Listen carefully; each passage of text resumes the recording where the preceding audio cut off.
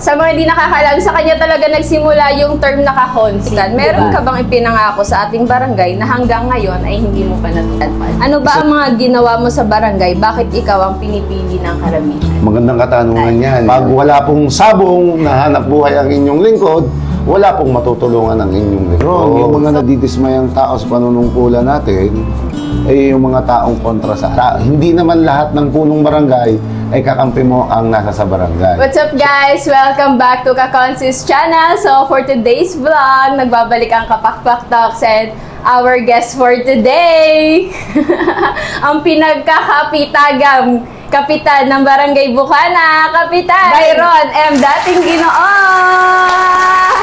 Yes! So ayan guys, si Kapitan Bayas ang ating guest for today.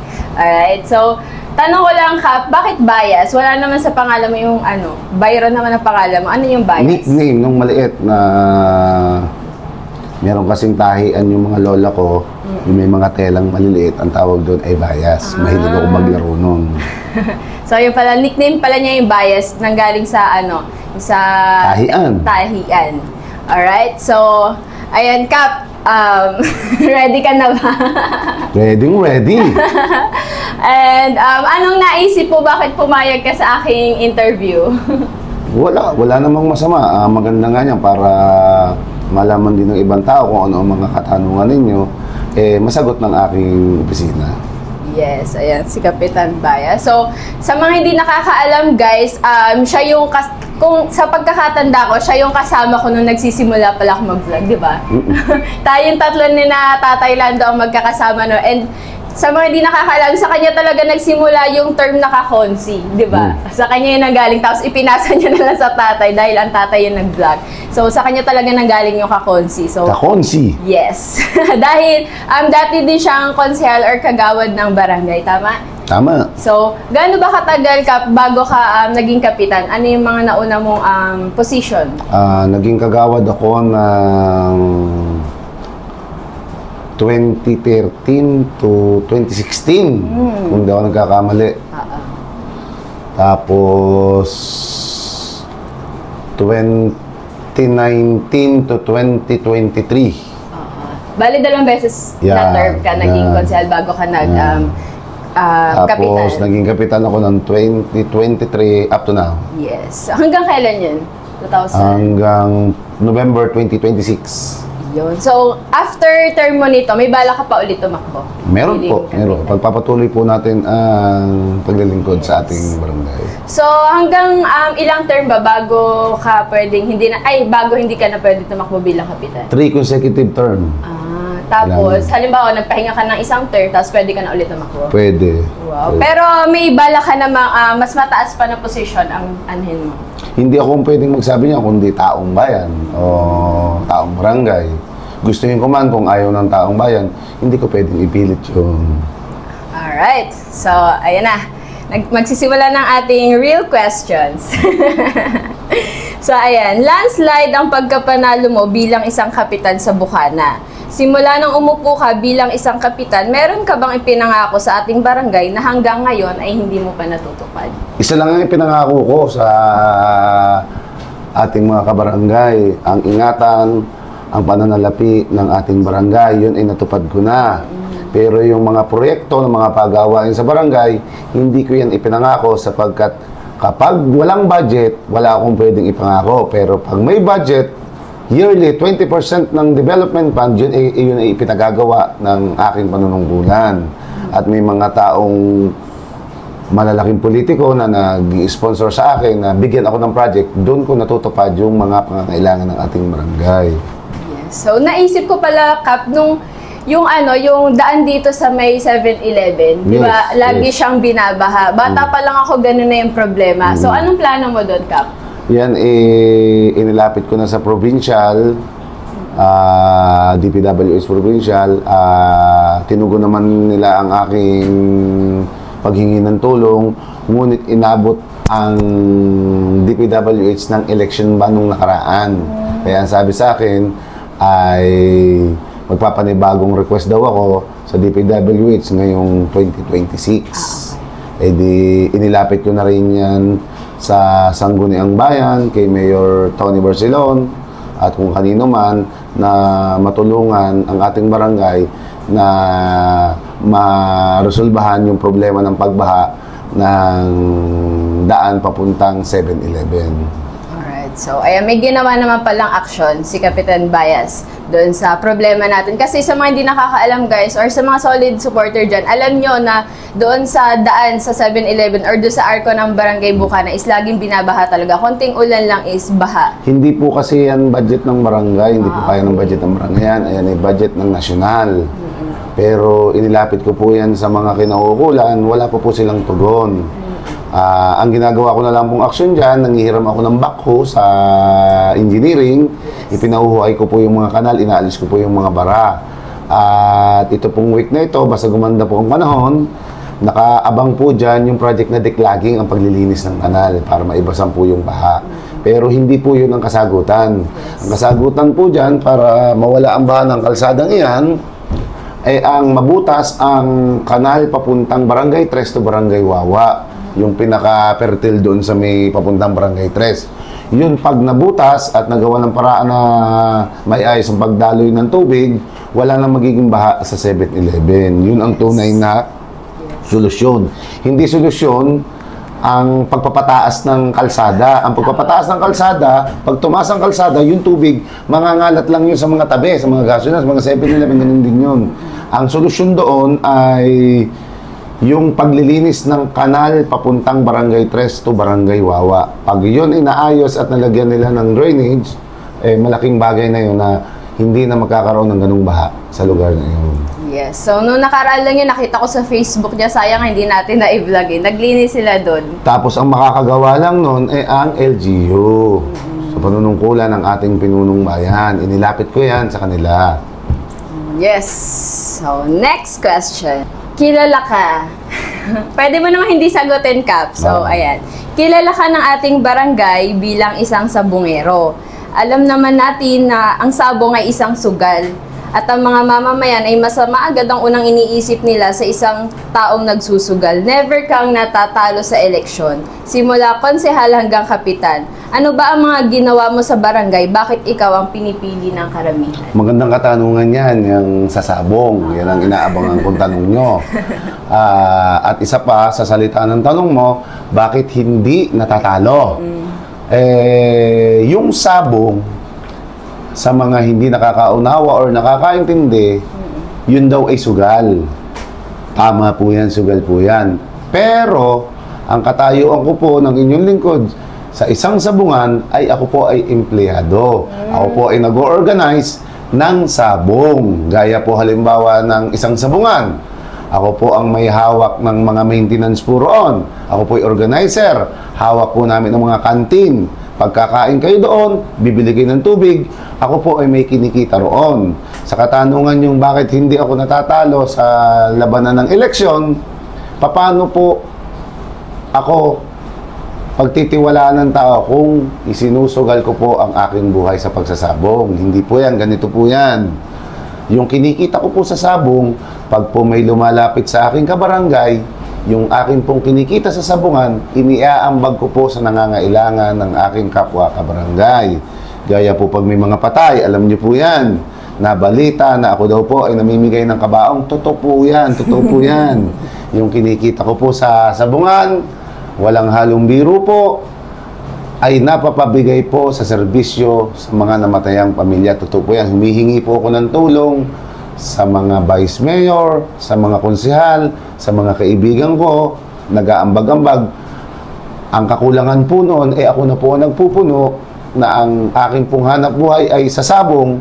Saan po ako kukuha ng kinikita at iaabono sa mga kabaong? Siyempre sa sabong po. Kaya ang sabong po ay malaking tulong sa aking sarili, sa aking kapwa kabarangay, sapagkat dyan po nagmumula ang aking kinikita at itinutulong sa aking kapwa kabarangay. At dyan din po nanggagaling ang pinagpapaaral ng aking 4 na anak at ikinabubuhay namin sa pang-araw-araw, kinakain namin, panggastos, pambaon ng mga bata, at pangangailangan ng ibang kapwa kabarangay ko, ay dyan po nagmumula sa kinikita ko po sa sabong.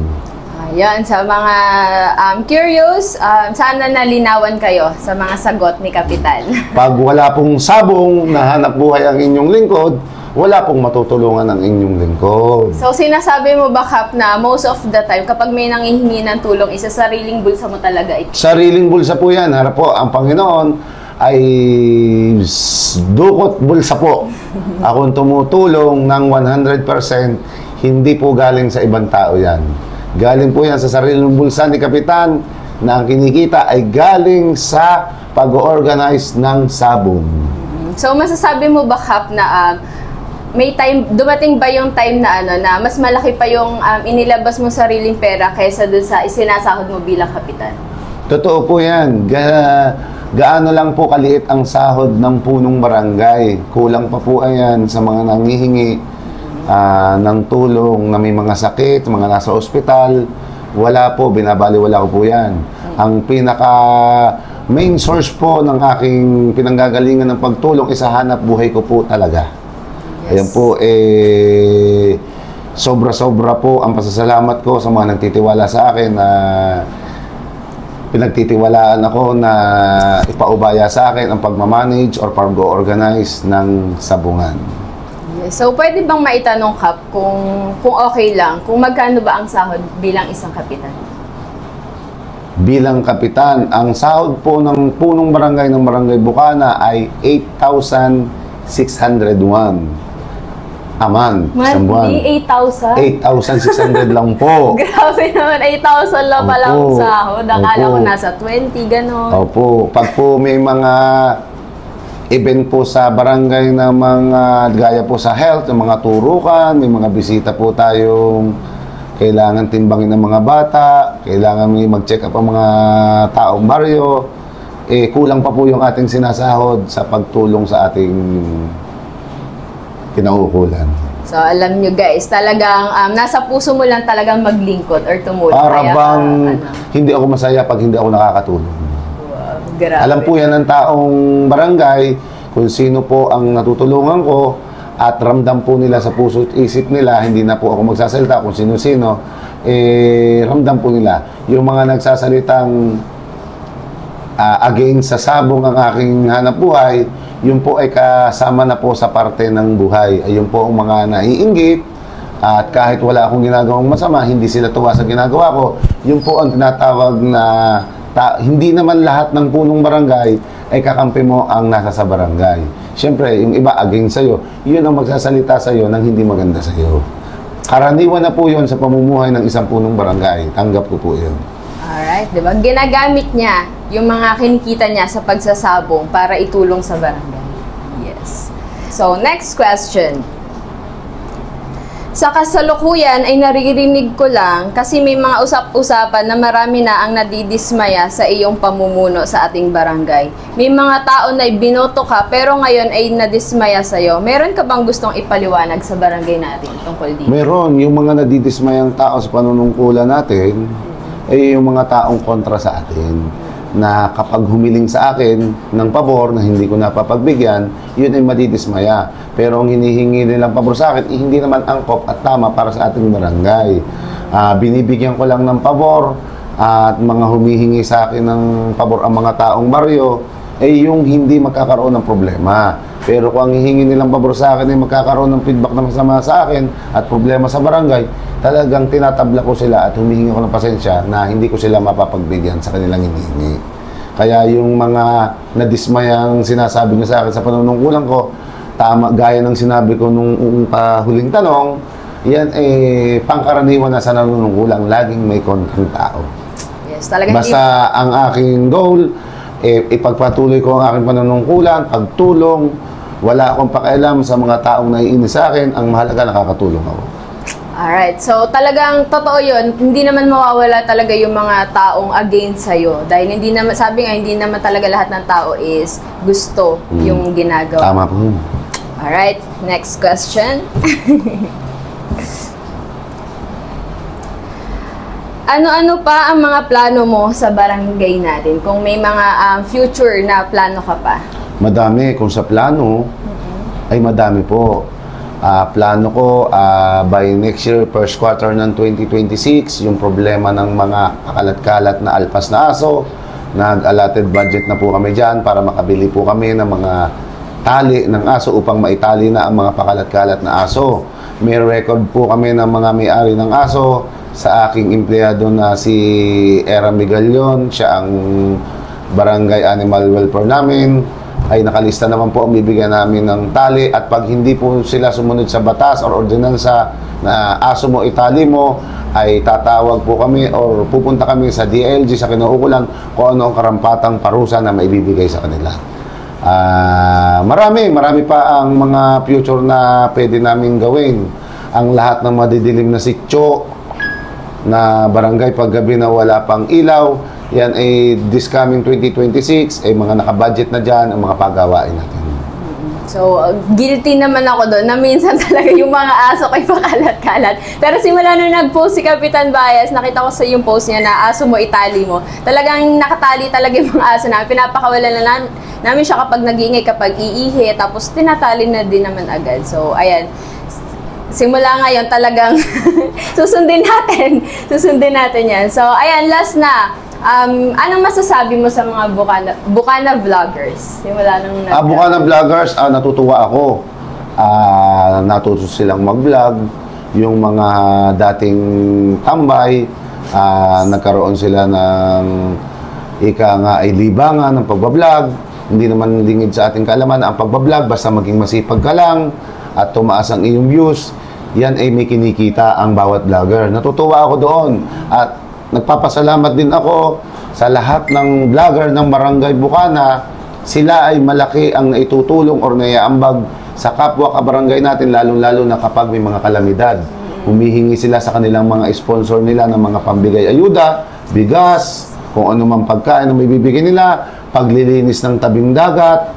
Ayan, ang vlogger ng Barangay Bukana ay kung maaari mas palakasin or dagdagan pa, at nakasuporta ang Barangay Bukana sa Bukana Vlogger sa pamumuno ni Mr. Jeffrey Agravante, aka Japper Sniper Official. Maraming salamat sa inyo, sa lahat ng vlogger na kagaya mo. Ipagpatuloy nyo ang mga magagandang hangarin nyo sa inyong pagbablog, nang sa gayon ay makatulong kayo sa kapwa at sa inyong pamilya. Yes. So, may message ka ba kay Japper Sniper? Oo naman. Ang message ko kay Japper Sniper, sa aking mahal na kumpare, sana huwag kang magbabago ng iyong pagsuporta sa iyong mga kapwa vlogger dito sa Bukana. Ipagpatuloy mo ang iyong magandang hangarin, at nagpapasalamat ang buong sanggunian ng barangay sa mga pagtulong mo, lalo na kapag may mga kalamidad na kada tawag ko sa iyo, Parin Japper, palambing naman ako ng konting tulong, bigas, sardinas, ay kaagad mo agad kaming natutulungan. Yun ay tinatanaw namin ng malaking utang na loob sa iyo, Parin Japper, sa lahat ng mga vlogger at sa mga sponsor na inyong pagbablog, lubos namin pinasasalamatan sa ng aking mga sangguniang barangay. Alright, so ayan, nasagot na naman lahat ng aking katanungan. So maraming salamat, Kapitan, sa pagpayag sa interview. Maraming salamat po, at nabigyan nyo rin kami ng pagkakataon na ma-interview, na malaman ng ibang tao kung ano ang mga nangyayari at mangyayari pa sa ating barangay. Salamat po. Alright, so guys, hanggang dito na lang ang aking vlog. Bye-bye. Thank you for watching. Thank you, Kap. Thank you po.